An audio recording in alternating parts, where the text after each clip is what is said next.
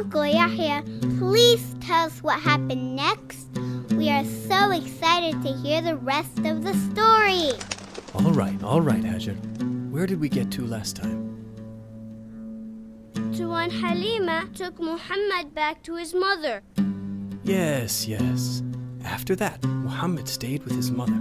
She gave him the best care and upbringing a mother could give her child.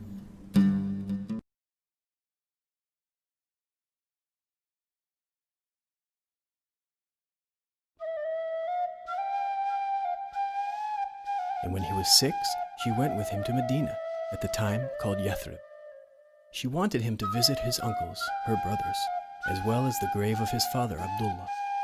Muhammad's grandfather, Abdul Muttalib, accompanied them on that journey, along with Ayman, Amin's maidservant. And on their way back to Mecca, something happened that no one expected.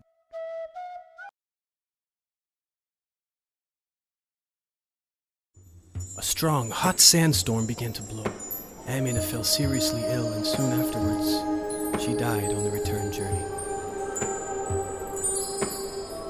It was his grandfather, Abdul Muttalib, who looked after Muhammad for 2 years after Amina's death. And then his caring grandfather died too. The Prophet was very sad to lose him. Now Muhammad's uncle from his father's side, Abu Talib, cared for him with love and compassion. Come here, my dear nephew, come here. I will take care of you like one of my own children.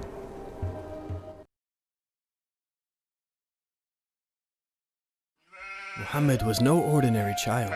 He was few of words and had a thoughtful mind. He watched his people as they knelt in front of idols and wondered why sensible people would bow to senseless, helpless things. Muhammad kept away from his people and their idol worship.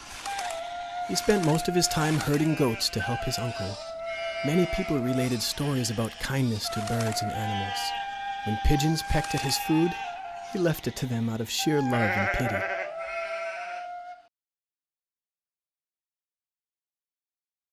He was a shepherd until the age of 13. Then his uncle took him on a camel caravan on a trading journey to Damascus. And here another strange thing happened.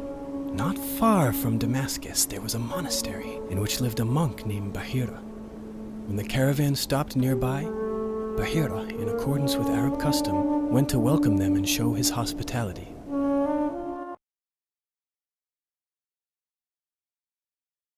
Tell me, Abu Talib, who is that lad sitting over there all alone? He is my son. He cannot be. Unless I am wrong, the signs I can read on his face tell me that his father is not among the living. Really? How do you know? Truth be told, he is my nephew. His father died before his mother gave birth to him. I am bringing him up now like one of my children. Listen, Abu Talib. I see in this boy the signs of a would-be prophet, and now having talked to him, I believe I am right. A prophet? When you emerged at the corner of the Gulf of Aqaba, the whole land began to bow. Trees and stones bowed, and they never bow except to a prophet. There is yet another sign that marks him as a prophet, the seal of prophecy on his shoulder, just as our scriptures tell. Are you speaking sense, Bahira? Yes, go back home, look after him, and don't bring him back to Damascus. A great destiny awaits your nephew. These words made Abu Talib fear for Muhammad, and he sent him back to Mecca. For the rest of his life, Abu Talib took the utmost care of his beloved nephew and stood by him at all times.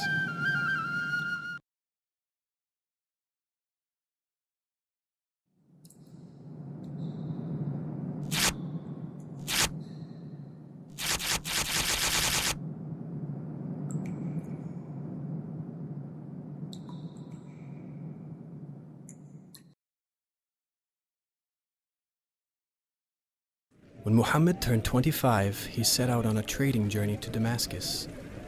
The merchandise he was to sell belonged to a notable businesswoman by the name of Khadija. Khadija sent her servant with him, a youth named Maysara. How goes it, Maysara? I have not seen you for quite some time now. Where have you been? My mistress Khadija sent me with a trade caravan to Damascus. And how did you do? Any profits? indeed. We have made a substantial profit like never before. You must have been in a company of a very bright trader. Yes, indeed. I went with Muhammad. He's a great man. He doubled the profit that my mistress could get from selling her merchandise. And such a kind man as well. He was ever so gentle with me throughout the journey, and he taught me a great deal. And I told my mistress all about him, his good manners, his gentleness, and his wisdom. And now, she's eager to have him for a husband. Khadija, have I misheard you? But Khadija has turned down all the aristocrats of Quraysh. This Muhammad must be an exceptionally remarkable man. He is, and that's why everyone calls him Al-Amin, the true and honest one.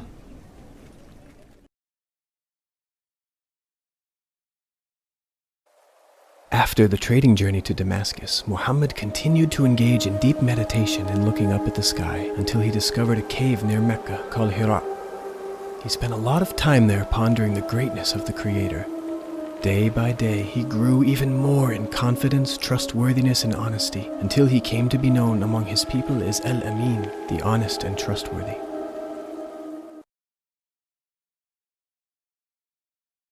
This is all interesting, Uncle Yahya, but what was the Prophet's city like? Please tell us about Mecca. What was it like then, and what sort of people lived there? Yes, I will. Tomorrow, insha'Allah, as I have to leave now.